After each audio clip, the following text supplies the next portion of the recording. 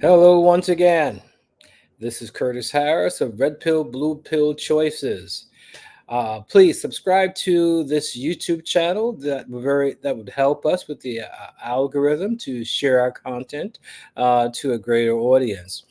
Uh, we see in this electoral season that Kamala Harris is attempting to gain black male support and wondering what can she do. She sends out Barack Obama to talk to us. She sends out Bill Clinton, I think it was, Jamal Bryant, Spike Lee. There are a host of other things other than sending out entertainers and politicians to speak with us. There is a gentleman by the name of Dr. Jawanza Kunjufu. He wrote a book a couple of decades ago called Countering the Conspiracy to Destroy Black Boys. One of the things that she can do is to embrace that teaching and put it on steroids. I want to share that with you today. It is so important because it's appropriate to this very day. I started a nonprofit organization that focused on literacy development in at-risk youth using poetry. So I'm not just talking at the side of my neck. I'm someone who really cares about the development of our young boys. I am a father of three young men, all of which are college educated. Thank you, Jesus. One has two master's degrees and a doctorate in divinity, and is an assistant pastor. I'm just pat myself on the back. But at an early age, I've always been involved in their lives. Number one, and have encouraged education. But anyway, I'll let Dr. Jawanza Kunjufu go into a little bit more detail about why it's so important to destroy this conspiracy to destroy us, black men, starting in the fourth grade. All right, so without further ado, Dr. Jawanza Kunjufu. Of countering the conspiracy to destroy black boys. There's no topic that concerns me more than the one on the conspiracy to destroy black boys. And the reason is when our little boys are in preschool and primary grades, they're very innocent and very enthusiastic about learning. But something happens to that, and we need to find out what that is. My younger son is on the cover of this particular book, and I would like for him to grow up to be a man. Like many of you already told me that you have sons and male students as well. Now, there's two parts of the conspiracy, volume 1, and this is volume 2. In volume 1, we raised 4 questions. First question is, when did the conspiracy start? Who is against black boys? Why is there a conspiracy against them? And what exactly is the conspiracy? That's in volume 1. In volume 2, we look at the relationships between mothers and their sons. That must be studied. We also must look at female teachers and black male students. That must also be studied. We must look at some case studies. In other words, many of us are doing a very good job developing black boys to be men. What is it that some of us are doing that others are not doing? And then last but not least, a program called the Rites of Passage into Manhood. See, it used to be we knew when black boys became men, but now many of us don't know when we're men. It's how much reefer we smoke, how much wine we drink, how many babies we make. Until black men spell it out to black boys what it means to be a man, this conspiracy will continue. But let's go back to volume 1. When did it start? And as we begin to look at that, I want to also share with you why we call it a conspiracy to destroy black boys. You see, contrary to belief at birth, there are more black boys born in the world than there are girls. It's close, but it's 1.03 black boys born in the world to 1.0 black girls. Hear me clearly. At birth, black boys outnumber black girls 1.03 to 1.0. A brief 18 years later, it is now 1.0 available, and that's a key word, available black men, to 1.8 available black women. Almost 2 adult women for every 1 adult man. Now, the only question that should be going through your minds right now Fair use.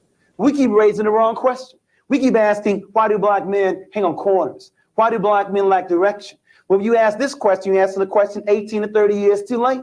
It is not a conspiracy to destroy black men. It's a conspiracy to destroy black boys. If you destroy him as a boy, he'll never become a man. Not gonna look around the room and tell you know where are they. If they are not available to black women, where are they? Call the roll.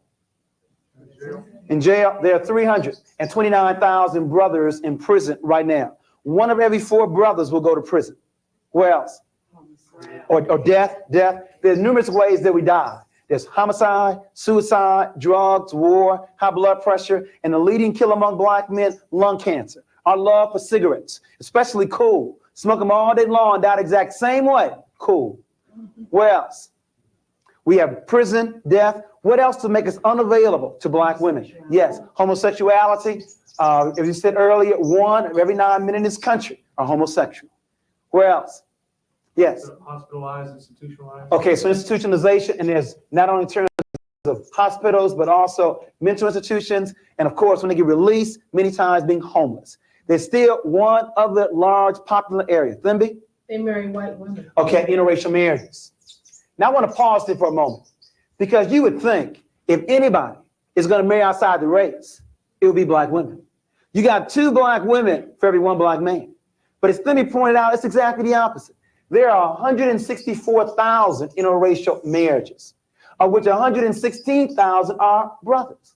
That means 48,000 sisters. It's almost a 2-to-1 ratio of black men to black women marrying outside the race. But remember, as you said in the earlier workshop, if the definition of beauty is light skin, long hair, and blue eyes, why stop with Renee, the light skinned sister? Why not get you the real thing? There's some serious problems here. And then black men tell me, I can't find a black woman to understand me. You mean out of 20 million black women, you can't find one to understand you? You don't need a white woman, you need a psychiatrist. But that's another workshop on relationships. But I just want to share with you, we got some very serious problems. But to tease this audience, black women are tired of being by themselves.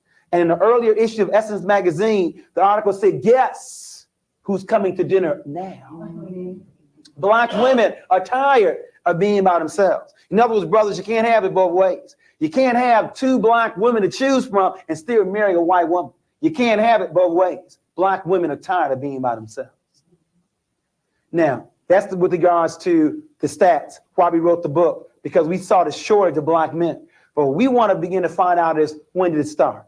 You see, it's called the 4th grade syndrome. Studies show that black boys may be the best students in the country up until the 4th grade. So we wanted to find out what your son, a male student, was doing at the beginning of the 3rd grade, then at the end of the 7th grade, and then measure the progress. Let me give you 3 examples. We had a little boy 5 years ago on an Alva reading test score at the 98th percentile in the country. In other words, a walking genius. That means only 2% male, female, white, or black had a higher score than he at the beginning of the 3rd grade. At the end of 7th grade, the same boy now drops down to the 35th percentile. Engineer potential here, pimp or pusher now, scores should have improved 5 years, instead they only improved 1.3. 2 more examples. We had a little boy at the 92nd percentile. He dropped down to the 24th percentile, and his scores only improved 2.1. But let me give you the average example. We had a little boy at the 63rd percentile. He dropped down to the 4th percentile, and his score didn't improve a year, a month, a week, not even a day. There are 3 critical stages in black boys' development: infancy to 9, 9 to 13, and 13 to 18. You see, it's easy to see the negative behavior here when he's already dropped out, laid up on some street corner lacking direction. It's more difficult to see it around 9 years of age, when they begin to sit further in the back of the class, when they begin to ask less questions, when their ball becomes more important than their book, when they begin to cheat on their tests. We appeal to you to turn your sons and male students on early. Teach them how to read early. Teach them the beauty of being black and believing in God early. But many of us have waited, and we waited almost too late to develop black boys to be men. You know what I'm getting at. America spends $2,300 on Head Start. They spend $38,000 on prison. If Reagan wanted to balance the budget, I can show you save about $36,000 per person. It's much easier to educate than it is to incarcerate. Now you raise the questions. How long do you stay in Head Start? Year? 2 years is the most? How long do you stay in prison? The rest of your life? Question number 1. Question number 2, does Head Start work? A 19-year study documents that Head Start works, but in prison, 85% of the inmates If you get released, go right back in. But as Jesse Jackson says, we have two choices. We can either send me to Penn State or to State Penn. It's your choice. We have got to find ways to intervene. Now, we have a whole workshop just on the fourth grade syndrome. I now want to ask you, what are some of the reasons you feel to explain why Black students, especially Black boys, were doing so well K through 3, and now scores declining in the intermediate and upper grades? What explains it? Yes. I think the learning style changes abruptly in fourth grade from what might have been more right brain activities in the primary grades into all of a sudden all left brain activities. Okay, so a change in learning styles or methodology from the teacher, from a holistic learning style to a left brain. Okay, very good. Any others? Yes. I think that there's a lot of rejection on the part of the female teachers in the classroom. And the rejection increases with the upper grades? Why do you think it increases? Because of the students, perhaps his natural makeup, hyperactivity and that sort of thing. And that may be increasing. Well, it may be increasing because we're now expecting them to stay in school or stay in a chair even longer. Okay. Any others that contribute to this fourth grade syndrome? We have a change in learning style. We have the teacher's outlook on the student. What else? Yes. The student becomes more culturally aware and differs significantly from the teacher often. Okay, so the child's now becoming more aware of their culture and racial identity. Okay, very good. Any others? The major reason you have not given yet, and maybe that's why this problem is still with us, Terry. First name is Richard. I'm sorry, Richard. Well, the peer group starts to form and become stronger about the peer And group. that's unfortunate, Richard, that you said that, because as the age increases, peer pressure is on the increase, while parental involvement is on a decrease. I don't know who told parents when your child gets older, they need less of your time rather than more. When I speak to Head Start parents, 80% of them are there. Elementary school, 30%. High school, almost a joke. We have to work on that. That's another workshop too, on parenting all the way through, not just in those quote unquote tender years. But the major reason, it's not on the board yet. Still looking for it. Yes, go in. I think too that young boys, and particularly young Black boys, in the primary grades, they have many mother figures, and they have very few men figures, and particularly Black male figures. And I think it makes a big difference come grade 4. I agree with you wholeheartedly. I think it's the major reason. And let me now get my first position. I sincerely believe that only men can make boys men. Now, don't misquote me. I didn't say that a single female parent or female teacher cannot rear or educate her child, but she need not do that by herself. But she calls upon her father, her brother, an uncle, a male neighbor, a nephew, a coworker. There needs to be some men in our children's lives. I want to explain to me how a boy is going to grow up to be a man if he's never seen any. You know. So, Kamala, that's what you can do if you are serious about helping Black men. Don't send us weed. We don't need weed. Don't send us, business loans. Help us restore the nuclear family. Help us heal from the trauma that we have experienced as a people in this country. Help us heal from the government-produced programs that help to divide us in the first place. Recognize the evils and the evils that this country has brought upon Black people in general. Black men won't accept anything unless it benefits our families, including women and our children. Black men are a lot more selfless than you may think. So I'm going to continue on with this teaching. Dr. Kwanzaa Kunjufu wrote this book. I can remember reading it in the 1980s, Countering the Conspiracy to Destroy Black Boys. And it starts in the 4th grade, where young boys lose interest in education. They get more, they gravitate more toward the street life, and for good reason. Anyway, back to the video. I think it's the major reason. And let me now get my first position. I sincerely believe that only men can make boys men. Now, don't misquote me. I didn't say that a single female parent or female teacher cannot rear or educate her child, but she need not do that by herself. But she calls upon her father, her brother, an uncle, a male neighbor, a nephew, a coworker. There needs to be some men in our children's lives. I want you to explain to me how a boy is going to grow up to be a man if he's never seen any. In order to be anything, you must see it first. Remember in the earlier workshop, and I'll go through this very quickly, from the University of Michigan, we wanted to find out what the major influence on children. We said 1950, it was home, school, church, peer group, and television. And then we gave you 1980. Home was still number one, peer group in the number 2 position, television 3, school dropped down to number 4, church last on the list. Let's go back to my statement. My statement said that only men can make boys men. Now let's see where black boys are going to find men. Let's first of all look at his home. 62% of all black children live in a single-run household. It's a very good chance he would not find a man here. I'm going to hold off on the streets and drop down to television. Can you name me 5 positive adult black men on television outside the news? And you can't name Cosby because the show just started. Name me 5. Outside the news.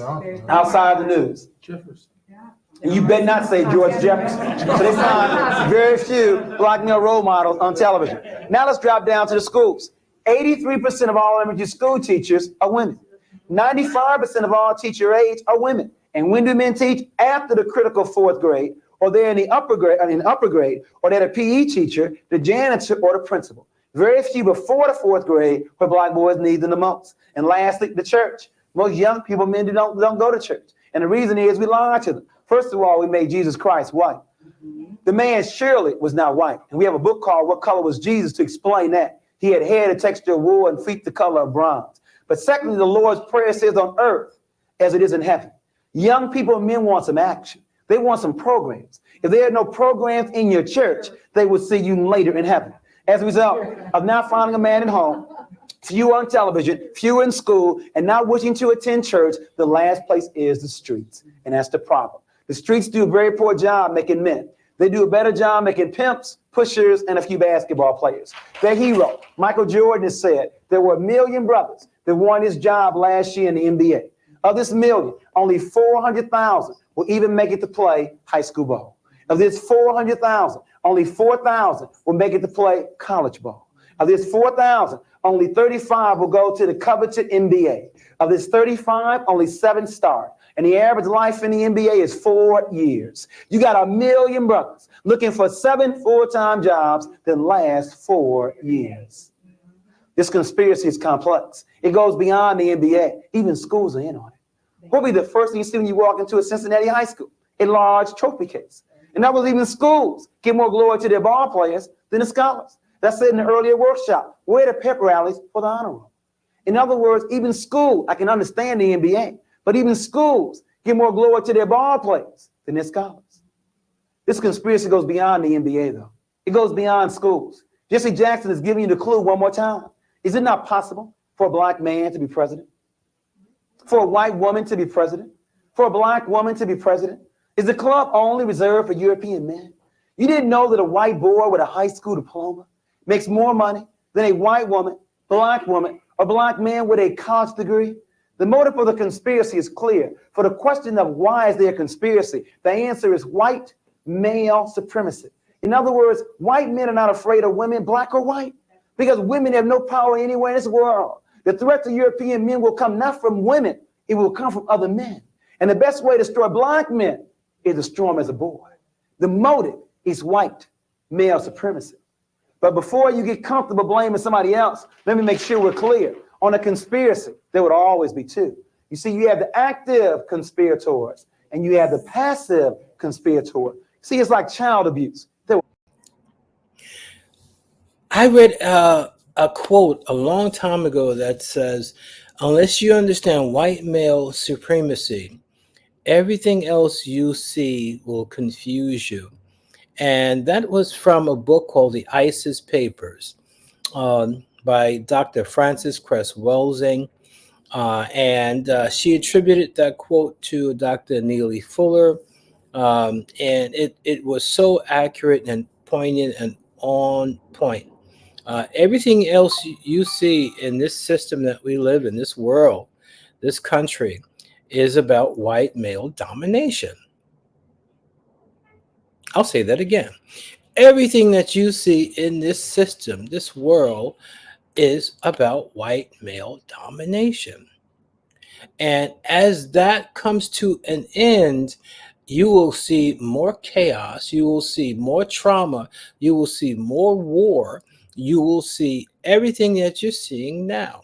They will enlist anyone and everyone to deflect, to make sure that they still remain in control. They will raise up women, like you said, white women or black women, does not matter as long as they're in control. They will raise up the LGBTQ community, does not matter because they're still in control. They will raise up their enemy as long as they are in control. But enough of my opinion.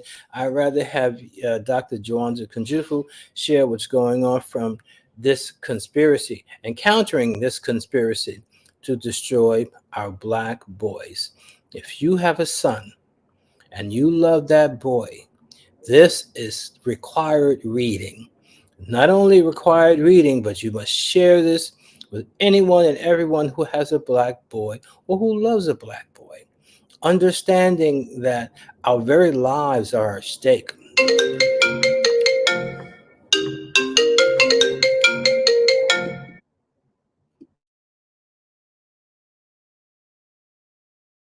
Men have no power anywhere in this world. The threat to European men will come not from women, it will come from other men.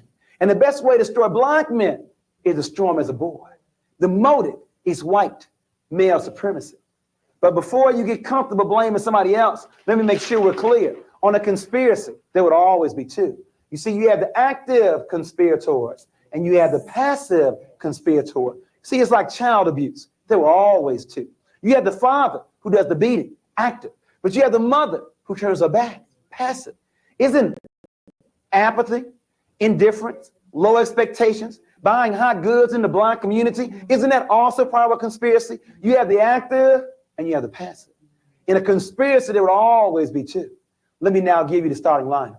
We'll start with the active ones first and then move to the passive. Leading off, batting in the number one position, representing this country, institutional racism. Batting first is the president. He bats in the number one position.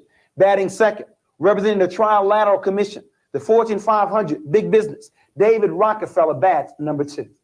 Batting third, representing the military complex. You didn't know, black people, 12% of the population, 1/3 of military, and died 41% of the time in the Vietnam War. The chief of staff. Bats number three. Batting fourth, and I don't mean Marlon Brando. I mean the real godfather. Drugs running rampant in the black community. Please don't deceive yourself. If America is the number one power in the world, they could police their borders to stop the drug traffic.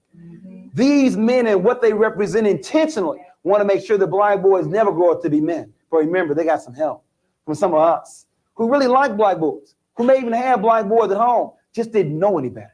And so we bat number 5 through 9. Batting fifth, not all, but some mothers who raise their daughters and love their sons. Batting sixth, some female teachers who don't understand that boys have different learning style than girls. Batting seventh, representing the media in this country, shows like Gary Coleman and Webster. Shows that make me sick. Shows that illustrate that black men cannot raise intelligent black boys to be men. In other words, we need a white father for Gary Coleman and for Webster. It's all part of the media image. It goes all the way back to Tarzan, all the way back to Superman, all the way back to Rambo, to Rocky, all part of white male fantasy trying to control the world. It's all part of a scheme. Make sure you heard me. It's consistent with Superman, Tarzan, Santa Claus, the white father, all part of that scheme. Batting 8, the macho image, Mr. T, and we'll look at today someone like Prince or Magic Johnson or Isaiah Thomas. In other words, no need to study, just be macho, just be a superstar. In other words, Mr. T, Prince for entertainment, Isaiah Thomas the Magic for sports. And then last but not least, a black woman by the name of Kathy, who do anything for a man, and a black man by the name of Willie, who does not feel good about himself. You see your faces right now. Who's Kathy? You have to stay to the end to find out who's who. The starting lineup, Reagan, no, you don't know who Willie is, though. We got a new theory for you now. We used to end with Donna and Kathy, but now we're going to give you the Eddie Willie theory. We have a new one. So we have we have Ronald Reagan, David Rockefeller, Caspar Weinberger, the Godfather, some others. I didn't say all, some. some mothers, some female teachers, the media image, macho in sports, and Kathy and Willie. These people and what they represent, intentionally or subconsciously, want to make sure that black boys never grew up to be men. Okay, we're going to end the video at this point right now. If you want to go and watch the rest of this video, it's called Countering This Conspiracy to Destroy Black Boys with Dr. Jawanza Kunjufu. And this was done in 1987. So we're looking at what, 13 plus 24. We're looking at, 44 years ago. So if Vice President Kamala Harris wants to help black men, don't give us weed. Help us to heal our families. Help us to strengthen our boys in the 4th grade. That's where it starts, or even in Head Start. Don't give us lip service, or don't give us BS. It starts with our families and our communities. That's where it happens. So thank you so much for watching this episode of Red Pill, Blue Pill Choices. Remember, we're here to help deliver you and deliver us all from the matrix. So if Kamala Harris offers black men some weed one more time, I'm just going to lose it. All right. So anyway, God bless you all for joining us. We ask that you like, subscribe, and you share this video, please. This is the panacea that we need as black men. We don't need weed. Thank you so much. See you later.